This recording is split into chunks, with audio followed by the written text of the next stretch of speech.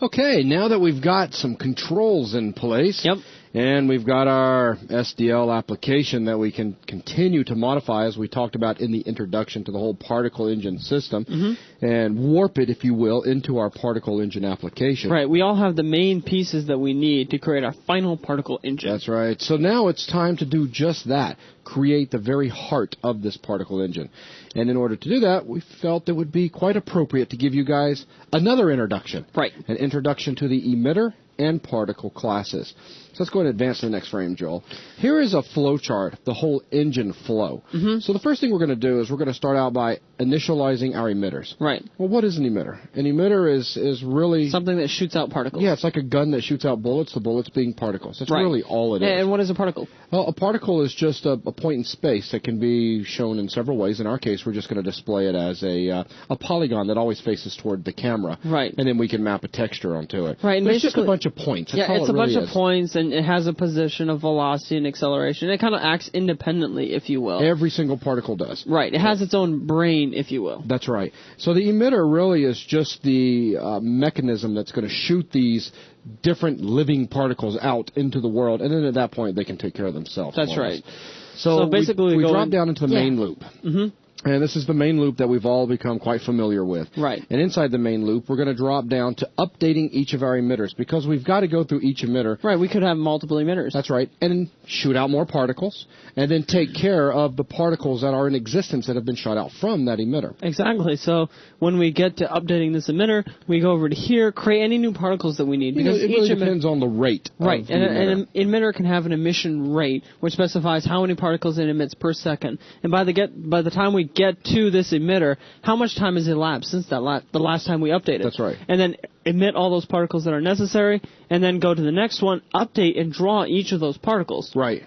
Because that is very, very important. You need to update its position. Let's say you have a velocity and you need an acceleration of velocity and a position. You need to update its position and do anything else relating to that particle, draw it, and then if it's inactive, if it's over its lifetime, basically. That's right. Each particle has a life, if you will. I'm going to live for 3.2 seconds. If his time is over and he's inactive, delete that particle from our emitter, because we don't want to accumulate a whole thousands and thousands of particles, because that will just take up unnecessary they'll just resources. continue to accumulate, and finally your machine's going to go and die out on you. Right. So once we've done that, we simply go back and swap the buffers and do any other final things. And we just continue doing this over and over and over as more and more particles are born, and they progress through their life, and then they finally die off, and we just continue. So that's really an overview of how the whole thing works. Now let's talk about the emitter class. Okay, the emitter class has, well, first of all, a bunch of particles associated with it. Yep. Obviously, I mean, as it's emitting each of these particles, then we need to be able to jump in and go through all of the particles that belong to that particular emitter. And we just saw this in the flowchart just a second ago.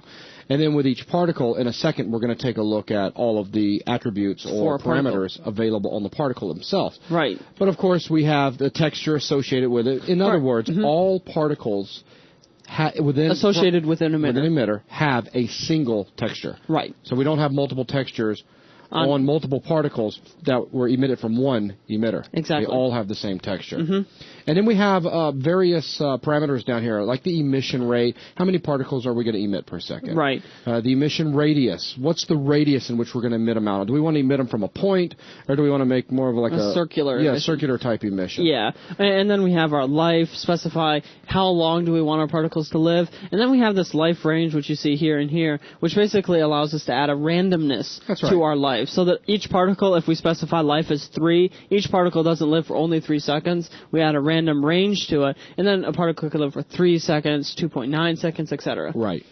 And then we have a size, which allows us to specify how large each particle is. Right, and of course the size range allowing us to put some variance into the size. Right. So that everybody's not exactly the same size. And by adding the life range and the size range, it really does allow us to get a more organic feel from our particles. Right, and that's the main goal. We're trying to simulate natural environmental effects, and environmental effects aren't perfectly scientifically accurate. I mean, they do fluctuate with each individual particle. Exactly. And then we have our saturation. Basically, we're going to assign a random color to every single particle. If you turn up saturation, that'll allow us to simply take out all color and make it so that, it just shows the texture for that particle.